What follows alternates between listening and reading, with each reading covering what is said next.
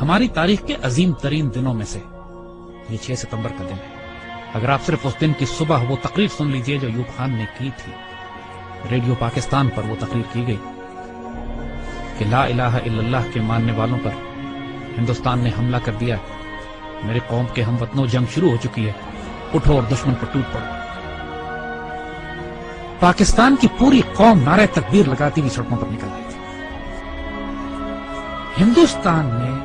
6 ستمبر کی صبح فجر سے کچھ پہلے لاہور شہر پہ حملہ کیا اور ان کے جرنیل نے بڑک ماری تھی کہ ہم 11 بجے تک لاہور جمخانہ میں بیٹھ کر شراب پیئیں گے اور بدماشی کی محفل سجائیں گے۔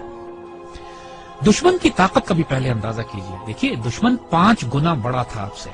اور اچانک اتنا بڑا حملہ کرتا ہے جس کے اندر ایک ایک حملے میں 500 ٹینک استعمال کیے جاتے ہیں، تقریباً 500 ٹینک لاہور میں، 500 ٹینک کے قریب سیالکوٹ کے اوپر جب حملہ ہوتا ہے، اور یہ دونوں سرحدی شہر ہیں ہمارے۔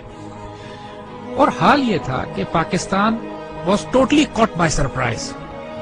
آپ کو واقعہ بتاتے ہیں، واقعات اگر آپ سنیں تو اس سے آپ کو اندازہ ہوگا کہ یہ 65 کی لڑائی کا یہ واقعہ 6 ستمبر کو کیوں ہم اتنے رومانٹک طریقے سے، اتنی محبت اور اتنی پیار سے، ایموشن سے، جذبات سے کیوں یاد کرتے ہیں۔ ایئر چیف نے نور خان صاحب کی دلیری اور جرت دیکھیے، یہی پہ لیڈنگ فرام دا فرنٹ جسے کہتے ہیں، انہوں نے کہا کہ یہ سورٹیز نہیں جائیں گی جب تک میں خود نہ دیکھ لوں کہ یہ کتنی خطرناک ہے ہمارے پائلٹ۔ دنیا کی تاریخ میں پاکستان فوج ایک بیسٹ واحد فوج ہے کہ جس میں آفیسر کیجویلٹی ریٹ سب سے زیادہ ہے، اس لیے کہ ہمارے آفیسرز آگے بڑھ کر لیڈ کرتے ہیں۔ پاکستان نیوی کے پاس ایک سبمرین تھی غازی، اور اس سبمرین نے دشمن کا ناکہ بند کیا ہوا۔ اس زمانے میں تاریخ ناول اور کتابیں لکھی گئی کہ سومناتھ پر محمود غزنوی کے 17 حملوں کے بعد یہ 18واں حملہ، اور پاکستان کی نیوی آگے بڑھ کر سمندروں میں گئی، دوارکا پہ گئی، دوارکا کے قلعے کو تباہ کیا بومنگ کر کے، فائرنگ کر کے، شیلنگ کر کے، اور پھر نکل کر واپس آئی۔ میرے والد توپخانے کے افسر تھے اور سیالکوٹ ہی میں مقیم تھے، سیالکوٹ سیکٹر پہ بالکل سرحد پہ ہمارا گھر تھا میرے، اور جب یہ جنگ شروع ہوتی ہے تو خاندانوں کو، عورتوں کو، بچوں کو وہاں سے نکلنا پڑا، تو اس میں ہماری والدہ ہمیں لے کر نکلی، اور یہ وہ وقت تھا کہ جب ہمارے گھر کے آس پاس توپیں لگی ہوئی تھی اور پاکستان کی فوج جوابی حملہ شروع کر رہی تھی سیالکوٹ سیکٹر پہ دشمن کے خلاف۔ ایسے ایسے معجزات دیکھنے کو ملے ہیں، میرے والد عینی شاہد ہیں اس بات کے کہ ایک سیکٹر پر ہماری توپوں کی مدد کی ضرورت پڑی، ہماری پیادہ فوج کے مورچے تھے جن پہ دشمن کے ٹینکوں کا دباؤ بہت شدید تھا، اور ہماری توپوں کی آخری حد سے بھی زیادہ 2-3 کلومیٹر آگے وہ دشمن کے ٹینکوں کی پوزیشنز تھی، اور جب مدد مانگی گئی تو حساب لگایا گیا کہ ہماری توپوں کے گولے دشمن تک نہیں پہنچ سکتے، اور صورتحال یہ تھی کہ اگر اس وقت مدد نہ دی جاتی اپنی فرنٹ لائن کو تو سیالکوٹ شہر کا ایک پورا سیٹ دشمن قبضہ کر لیتے۔ اللہ کے توکل پر یقین کریں، افسروں کی آنکھوں میں آنسو آ گئے، انہوں نے اللہ کے بھروسے پہ، اللہ کے آسرے پہ کر کے دشمن کی طرف توپوں کا منہ کر کے فائر کیا ہے، اور ناقابل یقین بات ہے کہ گولہ تقریباً 2.5-3 منٹ لیتا ہے فائر ہونے کے بعد توپ کا اپنی منزل پہ پہنچتے ہوئے۔ 3 منٹ کے بعد وائرلیس پہ ہماری جو آگے ہمارے مورچے تھے وہاں سے نعرے تکبیر کی آوازیں آنے لگی کہ دشمن کے توپیں ٹھیک ٹینکوں کے بیچ میں گر رہے تھے، جو کہ ہماری توپ کی آخری حد سے بھی کئی کلومیٹر آگے تھا۔ نہ اس سے پہلے کبھی توپ نے اتنا دور فائر کیا، نہ اس کے بعد کبھی اتنا دور فائر کیا۔ اس موقع پر جب ضرورت تھی تو اللہ کی طرف سے تائید آئی۔ ہزاروں واقعات ایسے ہیں،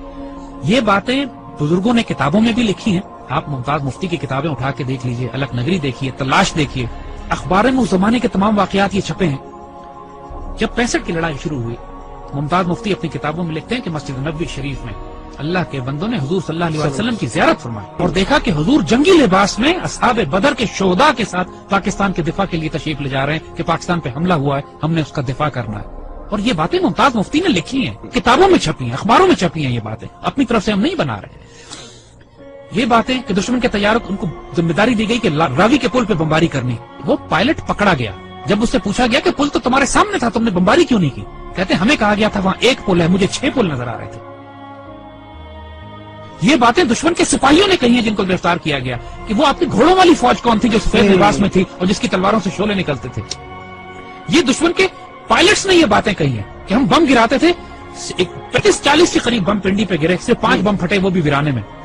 باقی بم پھٹے نہیں۔ بزرگ کہتے ہیں کہ فضائے بدر پیدا کرو تو ملائکہ آج بھی مدد کے لیے نازل ہوں گے۔ جنگ بدر پہ ہوا تھا نا ایسا، لیکن اللہ تعالیٰ قرآن میں فرماتا ہے کہ میں نے پھر 1000 ملائکہ نازل کیے، اور یہ بات صرف 1400 سال پہلے پہ محدود نہیں ہے۔ جب بھی مسلمان اللہ رسول کے نام پر کھڑے ہوں گے اس پاک سرزمین کی حفاظت کے لیے تو اللہ کی تائید و نصرت آئے گی۔ 65 سب سے خوبصورت مثال ہے ہمارے لیے۔ ہم ایک واقعہ سناتے ہیں کہ جو ہمارے بچوں نے کسی کتاب میں نہیں پڑھا ہوگا۔ جب لاہور پر حملہ کیا انڈین ڈویژنز نے تو انڈین جرنیل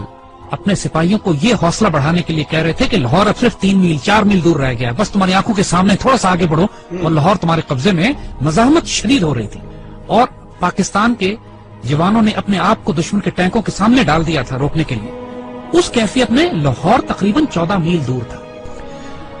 تو وائرلیس پہ جب ہمارے جوانوں نے، ایک افسر نے یہ سنا کہ دشمن کا جنرل اپنے سپاہیوں سے یہ کہہ رہا ہے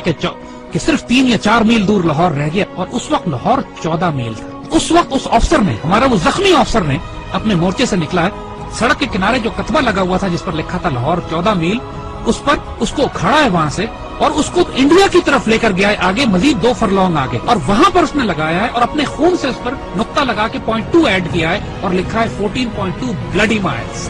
14.2 بلڈی مائلز تھا لاہور، دشمن اس کو پار نہیں کر سکا۔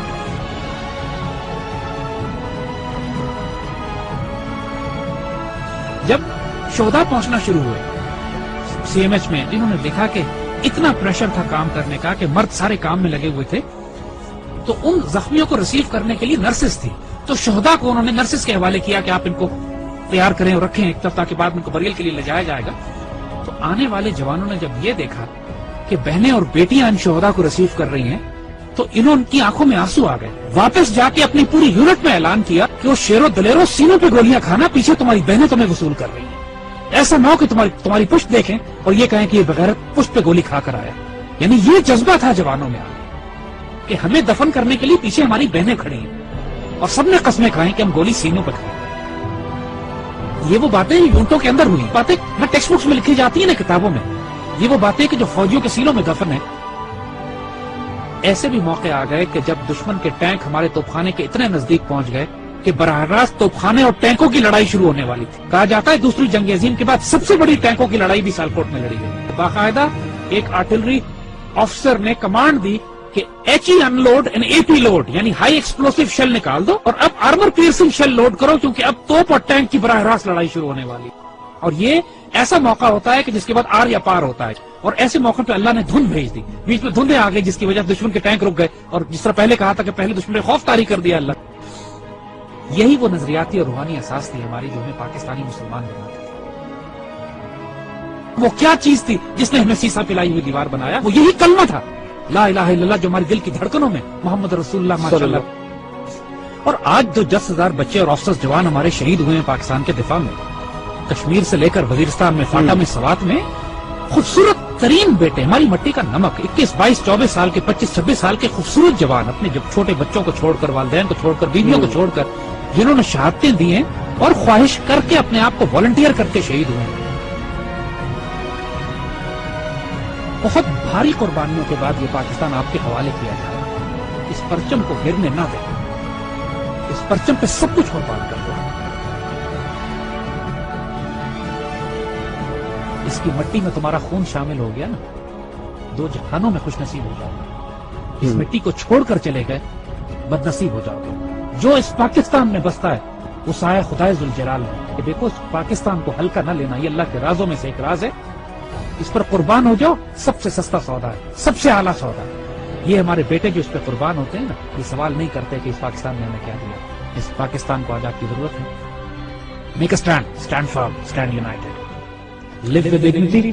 and inshallah Allah will give you the opportunity to die with honor۔ لیکن اس کے لیے اب تیاری کرو، تیاری کا وقت آتا ہے، آزمائش آنے والی ہے، لیکن انشاءاللہ العزیز ایسے بیٹے ہمارے پاس ہیں جو اس پاکستان کو سرخرو کریں۔